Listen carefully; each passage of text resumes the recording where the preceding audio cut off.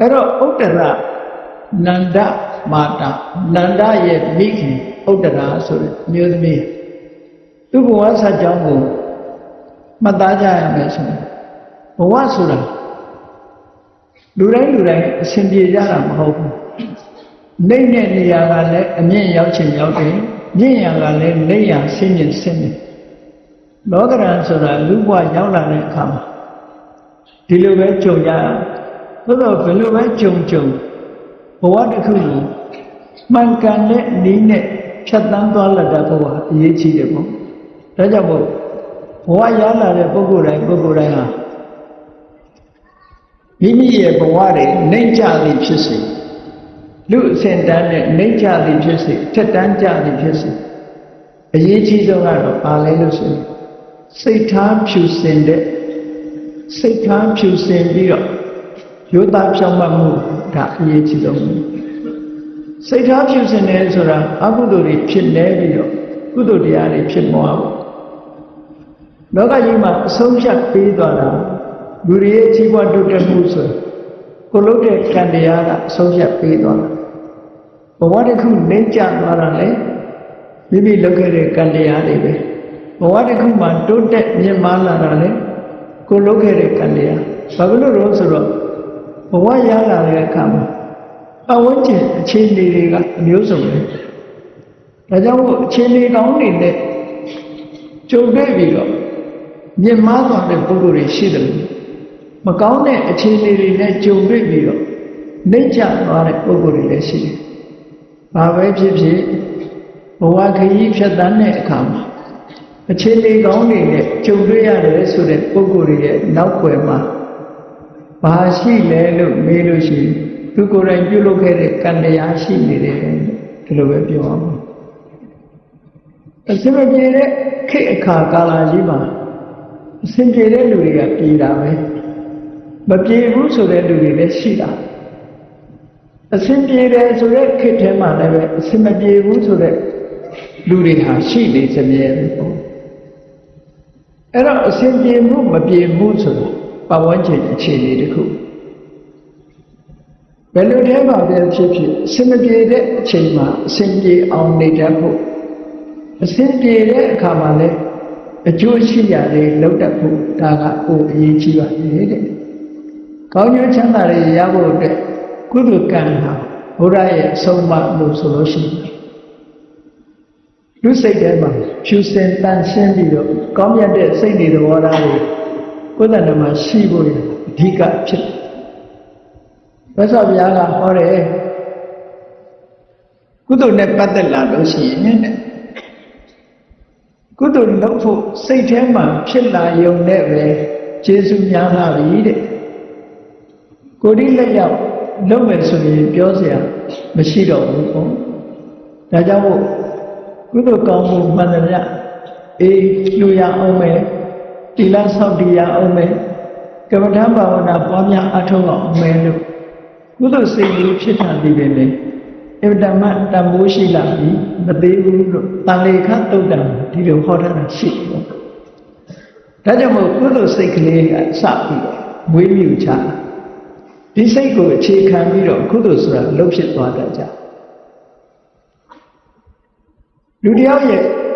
ဘဝသင်္ကန်းစာကိုချိမယ်ဆိုလို့ရှိရင်ဘယ်လိုပြဿနာတွေရှိရင်ဘယ်လိုစိတ်ဓာတ်စိတ်နေတော်ရာတွေဘယ်လိုထားပြီးတော့အဲ့ဒီပြဿနာမျိုးတွေကိုဘယ်လိုကြော်လွှားသွားတယ်ဆိုတာဒါဘဝအတွက်သင်္ကန်းစာတစ်ခုဘာတွေလုပ်ခဲ့လို့ဘယ်ပုဂ္ဂိုလ်ကဘယ်လိုကြီးပွားသွားလဲဘာတွေလုပ်ခဲ့လို့ဘယ်ပုဂ္ဂိုလ်ကဘယ်လိုဆင်းရဲဒုက္ခတွေခံရတယ်ဆိုတာဒါဘဝအတွက်သင်္ကန်းစာတွေပဲအဲ့ဒီသင်္ကန်းစာတွေကိုရယူဖို့ရအတွက်ဘုရားမြတ်စွာရဲ့ထေသနာတော်တွေမှာပုဂ္ဂိုလ်ရဲ့အကြောင်းတွေကိုလည်းပဲမှတ်တမ်းတင်ထားတာရှိတယ်ပေါ့ဒါကြောင့်မို့မော်မြတ်တဲ့စိတ်နေသဘောထားတွေအတူယူကျင့်သုံးနိုင်ဖို့အတွက်အခုထူးချွန်ထက်မြက်တဲ့အမျိုးသမီးတွေဘုရားရဲ့လက်ထက်တော်မှာ10ဦးကျန်တဲ့ပုဂ္ဂိုလ်တွေလည်းပဲအခုလိုထူးချွန်ထက်မြက်မှုမရှိဘူးလို့ဆိုလိုတာမဟုတ်ဘူးမြတ်စွာဘုရားကိုယ်တော်တိုင်ကချီးမွမ်းခဲ့တဲ့အမျိုးသမီး10ဦးလို့ စာပေကျမ်းကမှာမှတ်တမ်းတင်ထားတာကိုမှတ်သားနိုင်ကြနော်အဲ့ဒါလို့ထူးချွန်ထက်မြက်မှုဆိုတာနဲ့ဂုဏ်ပြုခံရတာဒီဘဝလုံးရက်တယ်မကဘူးအတိတ်ဘဝကကုသိုလ်ကောင်းမှုတွေလုပ်ပြီးတော့စုပန်ခဲ့တာတွေလည်းပါဝင်နေပေါ့ဒါကြောင့်အတိတ်ကနေစုပန်ခဲ့တဲ့ပုဂ္ဂိုလ်တွေဟာ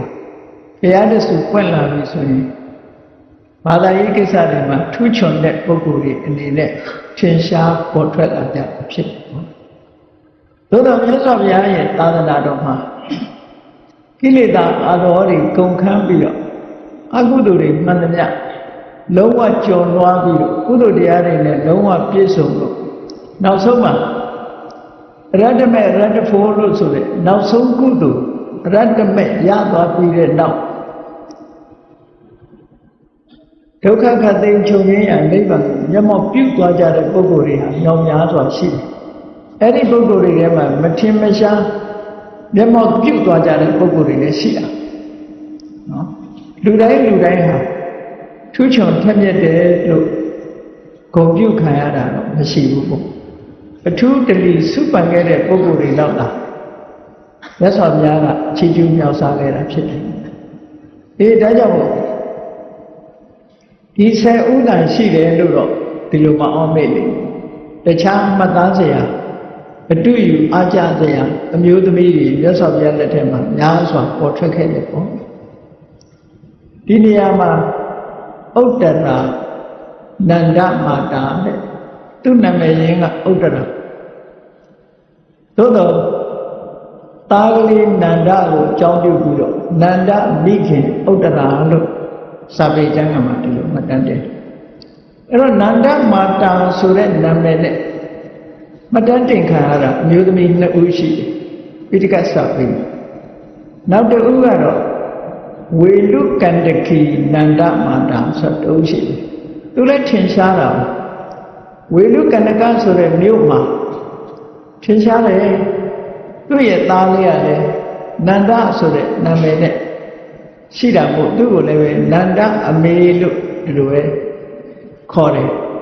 နာမည်တော့သူကမပါတော့ဘူးနန္ဒအမေလို့ပဲဒီလိုပဲသူ့ကိုခေါ်တယ်မြို့ရဲ့နာမည်နဲ့တွဲပြီးတော့သူ့ကိုမှတ်တယ်ဝေလုကန္တကမြို့သူနန္ဒမာတာလို့ဒီလိုခေါ်တယ်သူကလည်းပဲအမတမထင်ရှားတယ်သူကသာမန်ပုဂ္ဂိုလ်မဟုတ်ဘူးအနာဂံပုဂ္ဂိုလ်ကြီးပဲရှင်သာရိပုတ္တရာကိုဆွတ်ကတ်တဲ့ရှင်သာရိပုတ္တရာအမှုရှိတဲ့သံဃာတွေကိုသလင်္ကသမနာဂတဒါနအင်္ဂါ6ပါးနဲ့ပြည့်စုံတဲ့ဒါနကောင်းမှုကိုပြုလို့ထင်ရှားကြော်ကြားတဲ့အမျိုးသမီးတူပဲဖြစ်တယ်။သို့တော်လည်းဘာသာရေးကိစ္စမှာထူးချွန်ထက်မြက်သူဆိုတဲ့ဧတရေဘွယ်သူကိုတော့သူမရဘူး။အဲ့တော့2ဦးရှိတယ်လို့ဒီလိုမှတ်သူလည်းထူးခြားတဲ့ဂုဏ်ကြီးဂုဏ်လေးရှိတဲ့အမျိုးသမီးတူပဲပေါ့အခုဒီဥတ္တရာနန္ဒမာတာဆိုတဲ့ဒီအမျိုးသမီးကတော့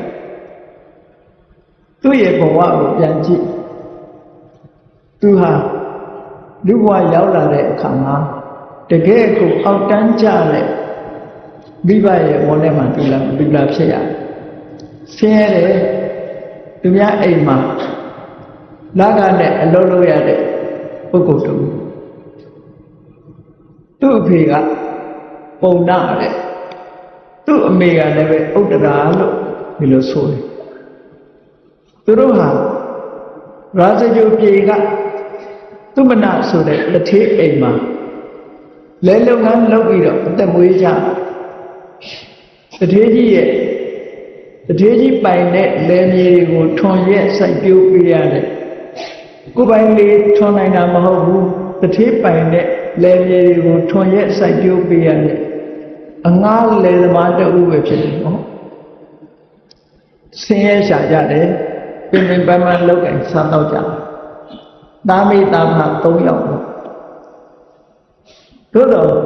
ဘဝဆိုတာအလှည့်အပြောင်းရှိတတ်အဲ့ဒီအလှည့်အပြောင်းဆိုတာဒီဘဝရဲ့ကောင်းမှုကြောင့်လည်းအလှည့်အပြောင်းဖြစ်တတ်တယ်အတိတ်ဘဝကကုသိုလ်ကံအရှိန်ကြီးတက်လာလို့လည်းအလှည့်အပြောင်းရှိတတ်တယ် ဘာပဲဖြစ်ဖြစ်ကံကောင်းတယ်ဆိုတာကုသိုလ်ရဲ့စွမ်းအားလို့ပဲဒီလိုမှတ်ရကုသိုလ်လုပ်ခဲ့တဲ့ပုဂ္ဂိုလ်တွေဟာတနည်းမဟုတ်တနည်းကံကောင်းလာတတ်တယ်လို့ဒီလိုဆိုရ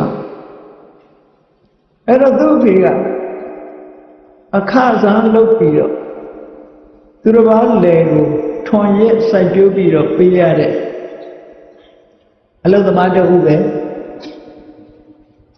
တနေ့ကျတော့တတိယသူ့ကိုခေါ်ပြောတယ်ဘာစကြိုမျိုးဆိုတာလဲပွဲလန်းတွေနေအမြဲတမ်းပေါ်တယ်လက်ခတ်ပွဲတွေနေအချိန်ကြာလာတဲ့အခါကျသူ့တတိယခေါ်ပြောတယ်ကျန်တဲ့လူတွေကတော့ပွဲကြည့်ကြမယ်တဲ့မင်းရောဘယ်လိုလဲပွဲကြည့်မှလားဒါကကြိုယူပြီးတော့ပွဲကြည့်မှလားသို့မဟုတ်အလုပ်နဲ့ဆက်လုပ်မှလား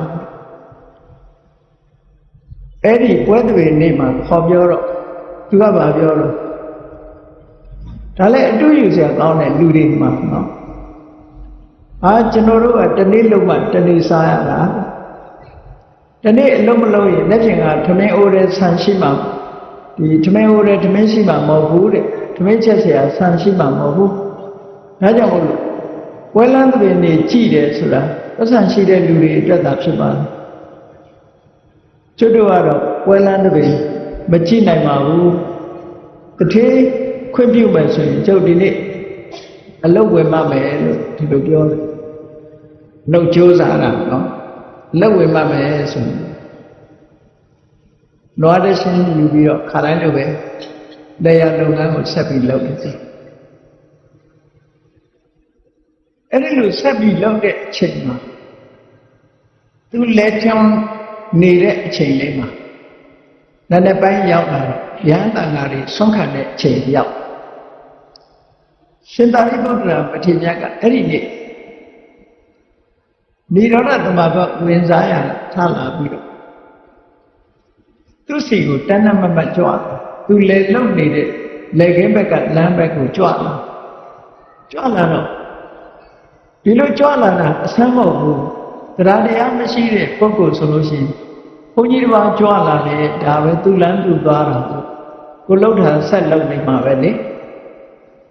သူကြတော့အဲ့လိုမတွေ့ဘူးရှင်သာရိပုတ္တရာမြင်လိုက်တာနဲ့တပြိုင်နက်ဒီကြွလာပြီဆိုပြီးတော့အနည်းဆုံးတော့လက်ချောနေတာခဏရပ်ပြီးတော့ရှ िख ိုးမယ်ပေါ့ကုသိုလ်ယူတဲ့လူကြတယ်အဲ့လိုစဉ်းစားတာဒါလည်းဘုန်းကြီးတို့တွေမှတ်သားထားဖို့လိုအပ်တာပေါ့နော်တချို့ကဘုရားရောက်ပြီပဲလို့ဘုရားလက်အုပ်ချီပြီးခြင်းမှချီပြီးတာဟုတ်ဘုရားလည်းလာတယ်တောင်ကြီးမြောင်ကြီးနဲ့ပြန်ထွက်သွားတဲ့ပုဂ္ဂိုလ်တွေအများကြီးပဲဘုရားဝှချကောင်းမှမသိဘူးဘုန်းကြီးကျောင်းတွေကဖြတ်သွားတယ်ဖြတ်သွားရုံပဲသွားတယ်ဘုန်းကြီးတွေ့လို့ဝှချကောင်းမှကုသိုလ်ယူသွားတယ်လို့ဒီလိုလည်းမရှိဘူးအမတ်တမဲ့နေတဲ့ပုဂ္ဂိုလ်တွေကလောကမှာအများကြီးပဲဘာကုသိုလ်မှရမလို့ဘူးအဲ့ဒီပုဂ္ဂိုလ်တွေကြနော်အခုရှင်သာရိပုတ္တရာကြွလာတဲ့အခါမှာ तू ကအမတ်တမဲ့နေတာမဟုတ်ဘူးအနည်းဆုံးတော့ဝှချတဲ့ရှ िख ိုးမယ်ရှ िख ိုးတဲ့ကုသိုလ်တော့ तू ရလိမ့်မယ်ဆိုရှင်သာရိပုတ္တရာမထေရမြတ်စီကြွတော့ရှင်သာရိပုတ္တရာမထေရမြတ်ကစောစောထလာတာဆိုသွားတိုက်ဖို့မျက်နှာတစ်ဖို့ဒီအမူအရာပြတဲ့အခါမှာသူကနားလေတယ်လမ်းမေးမှာရှိတဲ့ဓမ္မပင်တို့ဘာတို့ပေါ့လေအိန္ဒိယနိုင်ငံမှာဒီသွားတိုက်တာဒီနေ့ထိဓမ္မကဲနဲ့တိုက်တော့မရှိဘူးဘုရားတွေတို့ဘတ်စကန်းစိတ်တွေတို့ဆိုလို့ရှိရင်ဓမ္မရိုးလေးတွေကိုစီးပြီးတော့ရောင်းနေတော့ပဲဘုန်းကြီးတို့ရောက်တော့ကအဲ့ဒီဓမ္မရိုးစီးပြီးရောင်းနေတာတွေအများကြီးတွေ့ခဲ့ဘာတွေစီးထားတာပါလဲလို့ပဲဓမ္မရိုးလေးတွေကိုစီးပြီးတော့ရောင်းနေအခရီးသွားတဲ့လူတွေကလည်းပဲတရိုးတရိုးဝယ်သွားပြီးတော့သူတို့လမ်းသွားရင်ပါဇက်ထဲမှာဒီသွားနဲ့ဝါပြီးတော့သွားတိုက်ကြဓမ္မတခက်သွားတက်တက်လို့ပြောတာလူတက်တက်လို့ပြောတာမဟုတ်မကြိုးခင်ပေါ့နော်ဗမာမှာအဆိုတော်ရှိတယ်မဟုတ်လားဓမ္မတခက်သွားတက်တက်လူတက်တက်ပြောတာမဟုတ်ဘူးနော်မကြိုးခင်တော့ခိုင်မှာပေါ့ အဲ့ဒါလို့အိန္ဒိယနိုင်ငံမှာဓမ္မယိုးနဲ့သွားတိုက်တာခုချိန်ကြီးရှိသေးတယ်အဲ့တော့ပုံနာကလည်းရှင်သာရိပုတ္တရာမထေရကိုဓမ္မယိုးလေးလိုသွားတိုက်ဆရာလေးကိုကတ်တယ်အနိဒာကရေတွင်းကနေပြီးတော့ရေကိုလည်းပဲကတ်တယ်ပေါ့ရှင်သာရိပုတ္တရာမထေရသွားပါတိုက်ပြီးတဲ့အခါဆုံးကရင်ကြွလို့သူစီကရေတို့ဘာတို့နဲ့ဆေးကြောသုတ်တင်ပြီးတော့ရှင်သာရိပုတ္တရာမြို့ဘက်ကိုကြွအောင်သူလှုပ်လိုက်တဲ့ကုသိုလ်ကအဲ့ဒါပဲရှ िख ိုးလိုက်တယ်သွားတိုက်ဖို့တပူကိုကတ်လိုက်တယ်ရေကတ်လိုက်တယ်ပေါ့စိတ်ထဲမှာဝမ်းသာဒီနေ့တော့ငါကံကောင်းလိုက်တာခါတိုင်းဒီရှင်မြတ်ကြီးဒီဘက်ကိုကြွလာတာမရှိဘူးအခုငါကုသိုလ်ရလိုက်တာငါမှလက်ဆံလဲကုန်တာမဟုတ်ဘူးပြပင်ကဓမ္မယိုးချိုးပြီးတော့တပူဖြစ်ဆက်ကပ်လိုက်တယ်အနိနာရှိတဲ့ရေကနေပြီးတော့ခတ်ပြီးတော့ကတ်လိုက်တယ်ဆိုကုသိုလ်တွေရလိုက်တာလို့စိတ်ထဲမှာဝမ်းသာနေတယ်အဲ့ဒီချိန်မှာအိမ်ကအမျိုးသမီးကလည်းပဲတောကိုလိုက်ပြီးတော့ထမင်းပို့ထမင်းချက်တာအဲ့တော့ဆင်းရဲသားရဲ့ထမင်းပွဲကပဲကောင်းလဲပေါ့အဲ့ဒီခေတ်ကဆိုလို့ရှိရင်တော်တော်များများဟာဆင်းရဲတဲ့ပုဂ္ဂိုလ်တွေဘာစားရတော့ဆိုစကွဲထမင်းနဲ့ပအုပ်ရည်ဟင်းလို့ခေါ်အဲ့ဒါလို့ပုံနာရဲ့အိမ်ကလည်းပဲထမင်းအုပ်လာပို့တယ်ဆိုအကောင်းတော့ဟုတ်မှာမဟုတ်ဘူးသို့တော့ရှင်သာရိပုတ္တရာနဲ့လမ်းတွေ့တဲ့အခါကျတော့သူဇနီးရတယ်အတ္တမစိတ်ကောင်းရှိတယ်စဉ်းသာဆင်းရဲတာစိတ်ကောင်းရှိတဲ့လူကကုသိုလ်ရတချို့ဆိုလို့ရှိရင်တော့ရှောင်ပေးလိုက်မှာပဲလေဘုန်းကြီးတစ်ပါးဆုံးခံကြွသွားတာပဲဆိုပြီးသူကတော့မဟုတ်ဘူးသူတွေးတာကဘယ်လိုတွေးတော့အော်ခါတိုင်းဒီကိုရောမြတ်ကြီးကြွလာတဲ့အခါမှာငါလက်ထဲမှာလှူစရာမပါဘူးလှူစရာပါတဲ့အခါကျတော့လည်းမတွေ့ဘူးခဏတော့အဆင်တက်လိုက်တာငါလက်ထဲမှာလည်းထမင်းဟင်းပါလာတယ်ကိုရောမြတ်ကြီးနဲ့လည်းတိုက်တိုက်ဆိုင်ဆိုင်ရှိတယ်ဟောလှူစရာကလည်းလက်ထဲရှိတယ်အလှခံမဲ့ပုဂ္ဂိုလ်ကလည်းလက်ကိုနဲ့တိုက်တိုက်ဆိုင်ဆိုင်ပက်ပင်းမှာကျုံနေတယ်ဘာပဲလှူတော့ဆိုလှူခြင်းနဲ့စိတ်ပဲလှူတော့ဟောသူ့မှာလှူခြင်းနဲ့စိတ်တွေတဖွာဖွာဖြစ်တော့အရှင်ဘုရားတဲ့တပည့်တော်ဆုံးကိုလှူခံပါဗျာလို့ရှင်သာရိပုတ္တရာကိုလျှောက်တော့ရှင်သာရိပုတ္တရာကရပ်ပေးတပည့်တဲကိုဆွန်းထည့်တဲ့အခါတဝက်လောက်ကြတော့လက်ကာအဲ့ဒီမျိုးသမီးကအရှင်ဘုရားတဲ့ဒါတယောက်စာပဲချက်လာတာပါတဲ့အရှင်ဘုရားဒီဘဝအတွက်တပည့်တော်တို့ကိုမငဲ့ပါနဲ့တဲ့တဏှာအတွက်သာငဲ့ပါတဲ့ဟောလျှောက်တာလည်းအမတန်မှလိမ္မာနော်အကုန်လူမခန္ဓာကဒီဘဝငဲ့ရရောက်တဲ့ပေါ့အကုန်လူခံလိုက်လို့ရှိရင်ဒီဘဝကိုမငဲ့ရရောက်တဲ့ပေါ့ဒါကြောင့်မို့ဒီဘဝတော့မကြည့်ပါနဲ့ဗျာတဲ့နောင်ဘဝအတွက်ဒီပြည့်တို့ဆင်းရဲနေတာဒီဆင်းရဲဒုက္ခကလွတ်ပြရစေပါဆိုပြီးတော့ပါလာတဲ့ဗျာတပင်းတွေကုန်လောင်းထည့်ပေးလိုက်ဝမ်းသာလိုက်တာစိတ်ထဲမှာကြည်နူးပြီးအိမ်အမြန်ပြန်ပြေးပြီးတော့ထမင်းထချက်ထမင်းထချက်တယ်ဆိုတော့နောက်ကျပြီပေါ့2 နာရီလောက်နောက်ကျမှာပေါ့နေတော်တော်မြင့်သွားထမင်းစားချိန်ကမစားရလေထွန်တဲ့လူကမောပြီးတော့ထမင်းစားလို့စောင့်နေအဲ့ဒီမှာအိမ်ပြန်ပြီးတော့ထမင်းမြန်မြန်ချက်ပြီးတော့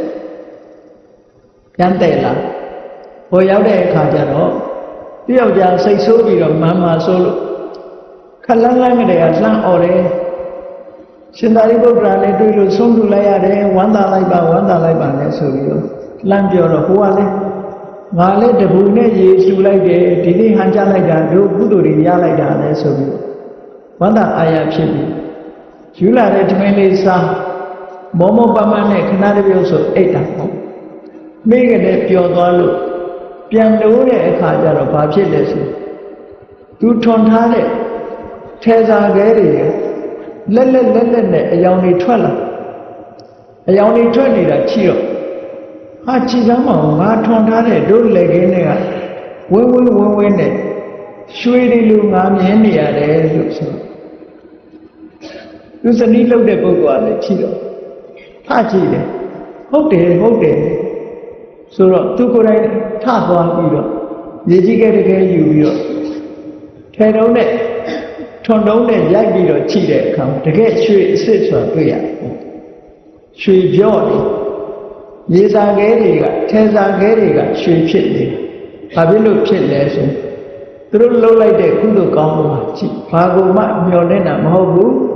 ရှင်သာရိပုတ္တရာမထေရမြတ်ကိုစေတနာထက်တဲ့တဏ္ဍာနဲ့လူတန်းလိုက်လို့ဒီဟာကအကျိုးပေးတယ်တချို့ကတော့ထင်ကောင်းထင်လိုက်တယ်ဒီရွှေတွေဖြစ်အောင်ရှင်သာရိပုတ္တရာကမတာလို့မဟုတ်ဘူးသူတို့ရဲ့တဏ္ဍာမှာဖြစ်တဲ့စိတ်စေတနာစိတ်စွမ်းအားတွေကြောင့်လို့ဖြစ်သွားတယ်ဒီလိုဆိုတာနော်ရှင်သာရိပုတ္တရာမထေရမြတ်လို့နိရောဓသမဘကထလာတဲ့ပုဂ္ဂိုလ်သူမြတ်လည်းဖြစ်တယ်ခုဏတိတွေကနိရောဓသမဘမှာထတော့အဝိဓမ္မစင်ကြယ်တဲ့အချိန်ယဟန္တာပုဂ္ဂိုလ်လည်းဖြစ်တယ်ဝတ္ထုတံ္ပရာစေတနာကလည်းထက်မြက်တယ်အဲ့ဒီလိုကိုလူတဲ့ပစ္စည်းကလည်းပဲမုံမြတ်တယ်အဲ့တော့မုံမြတ်တဲ့ပစ္စည်းနဲ့ထက်မြက်တဲ့ဂုဏ်ရည်ရှိတဲ့ပုဂ္ဂိုလ်ကိုလှူလိုက်ရတဲ့အခါဒီအကျိုးတရားဟာဒီဘဝမှာလည်းပဲအကျိုးပေးတာလို့ဒီလိုဆိုလို့နော်စေတနာစွမ်းအားကြောင့်